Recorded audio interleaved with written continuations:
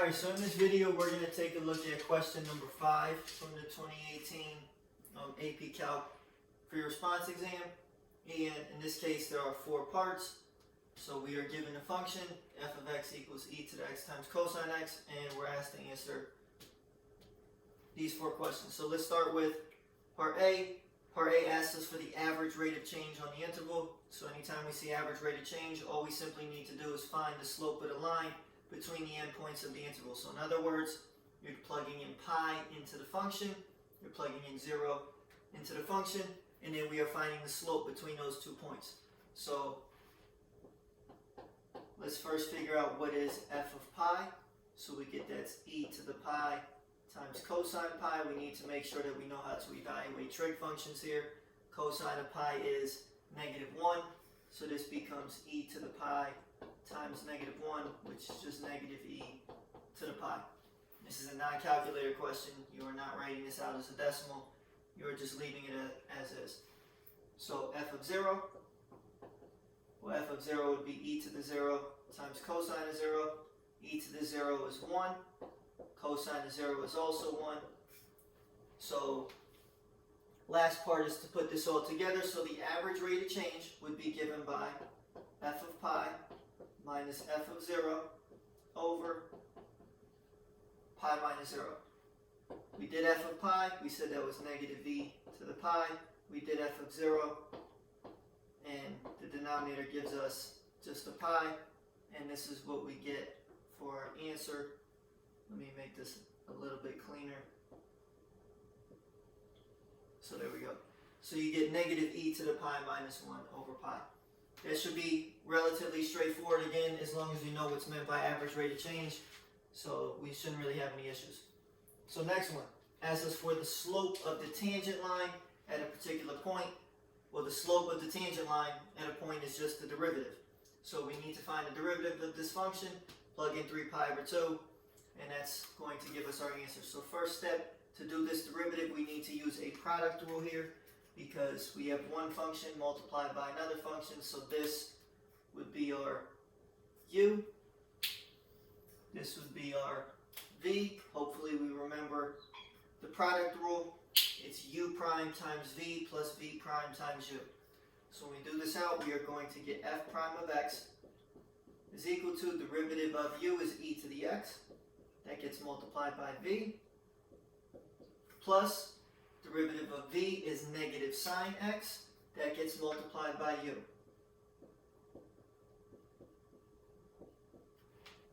Alright?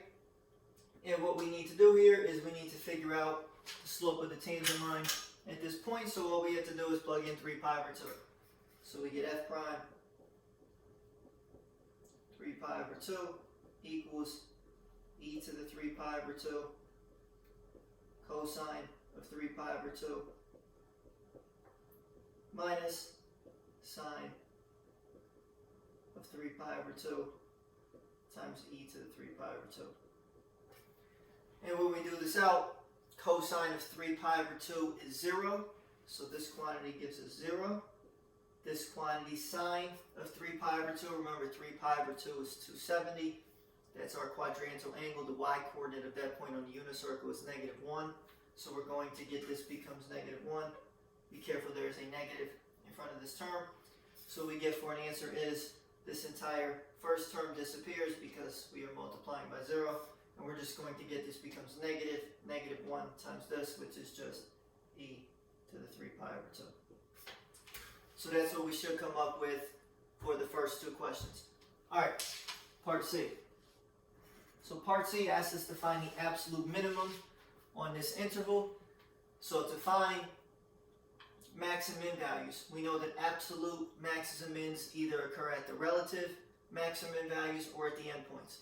So first thing we need to do is find the critical points, and then from there we are going to have to test those critical points in addition to the endpoints and see what gives us the lowest value when we plug them into our function.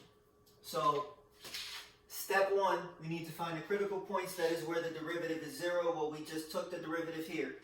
So we need to set this equal to 0. So we have 0 equals, our derivative is e to the x cosine x minus sine x times e to the x. And just one more time in terms of why we're setting the derivative equal to 0. We know that the turning points or the relative max and min values on our function are where we go from increasing to decreasing. So in other words, there needs to be a sign change in the derivative from positive to negative. So that's why we are trying to identify all of those points where the derivative is 0, so then we can make our sign chart and go from there. So if we were to solve this, first thing you might notice is both terms have a common factor.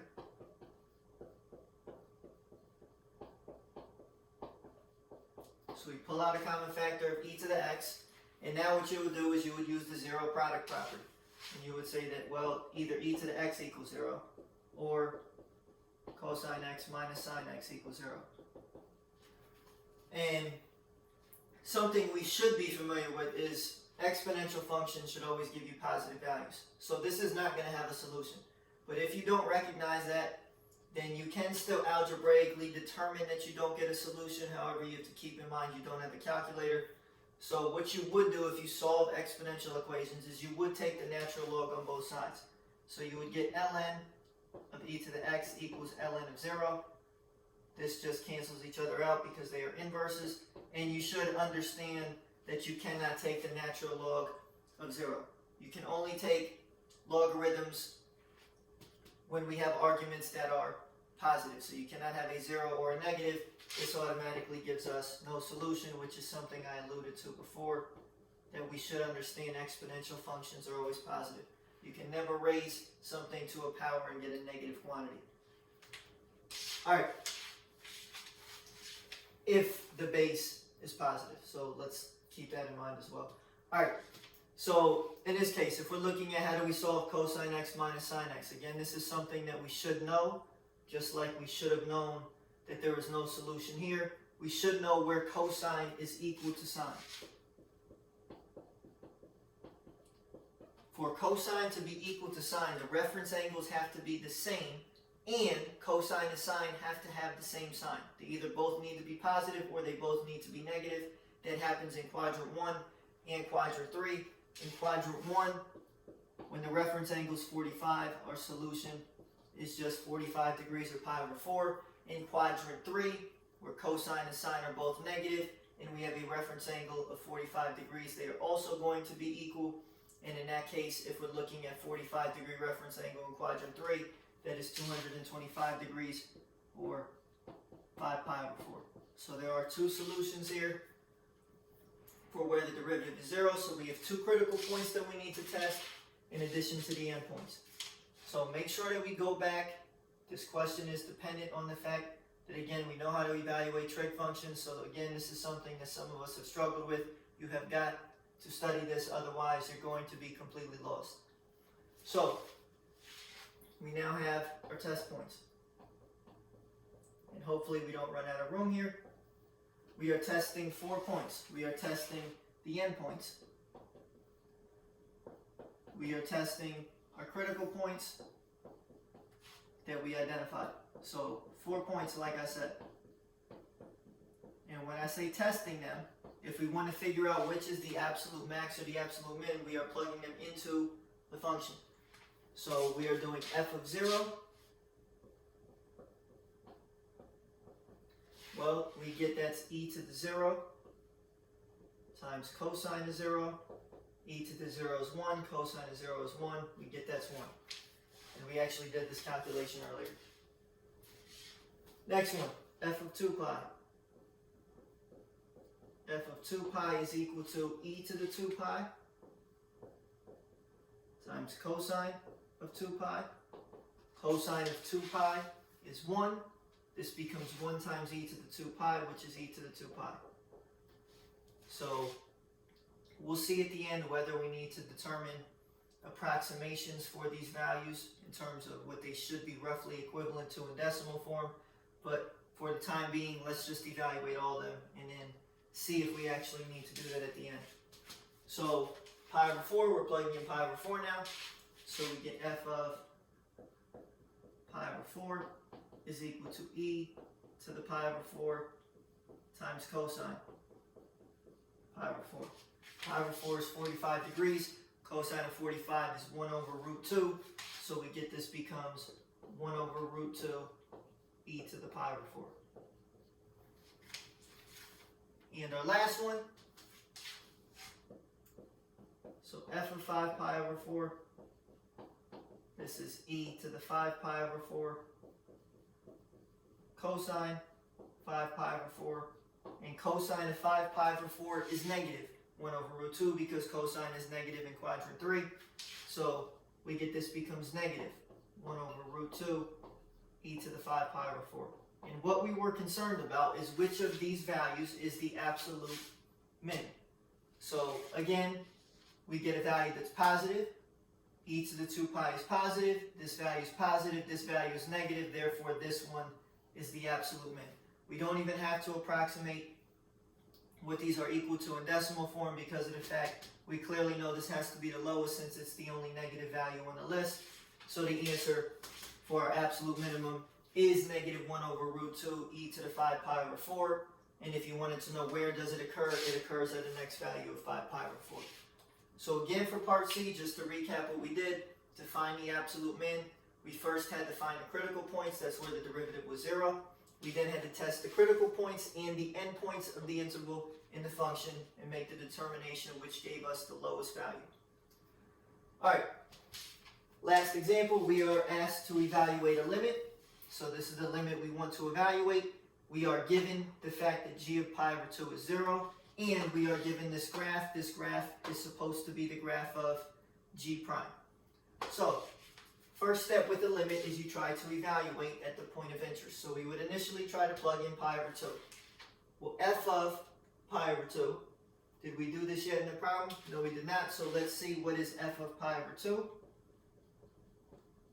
F of pi over 2 would be e to the pi over 2 times cosine of pi over 2. Pi over 2 is 90 degrees. Cosine of 90 is 0. So this gives us a 0. So in other words, if we were to try to evaluate the limit initially, we're going to get f of pi over 2, which is 0, over g of pi over 2, which we're told is 0. So we get a limit that gives us 0 over 0. It's an indeterminate form, which means if we want to evaluate this limit, we should be using L'Hopital's rule. So this limit here, and I may run out of room. We'll see if we have enough room to do this out without having to erase. So this limit was initially an indeterminate form. So we are going to use L'Hopital's rule, which means we are going to differentiate numerator and denominator and try to reevaluate the limit. Derivative of f of x is f prime of x. Derivative of g of x is g prime of x.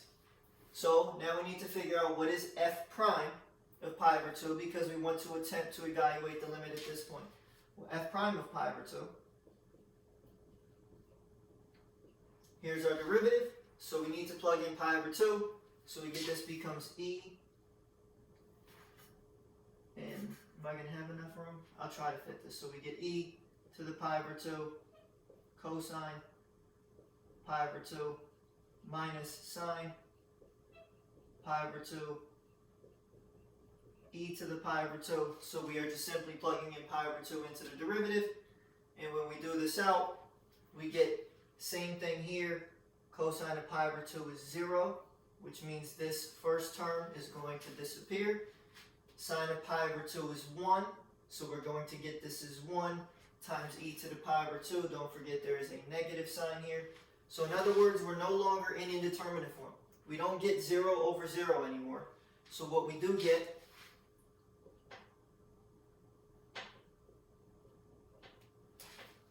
for our numerator is negative e to the pi over 2. Again, we know that because when we evaluated this, we said sine of pi over 2 was 1. So this becomes negative 1 times e to the pi over 2, which is just negative e to the pi over 2. And the question becomes, how do we figure out g prime of pi over 2? Well, to get g prime of pi over 2, that's why they gave you the graph. This is the graph of g prime. G prime of pi over 2 is just simply found by going over to x over pi over 2 for the x value and seeing what do we get for the y value. The y value is 2, so this is what we get for our solution. So this last one wasn't too bad. The limit was initially in indeterminate form. We used L'Hopital's rule. We only had to do one iteration.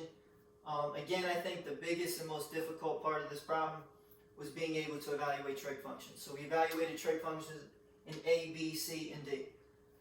So again, if that's something that you're struggling with, make sure that you go back and review how to do that, because you're going to have to be able to do it without a calculator come the day of the exam. So if you have any questions, feel free to email me and I will get back to you.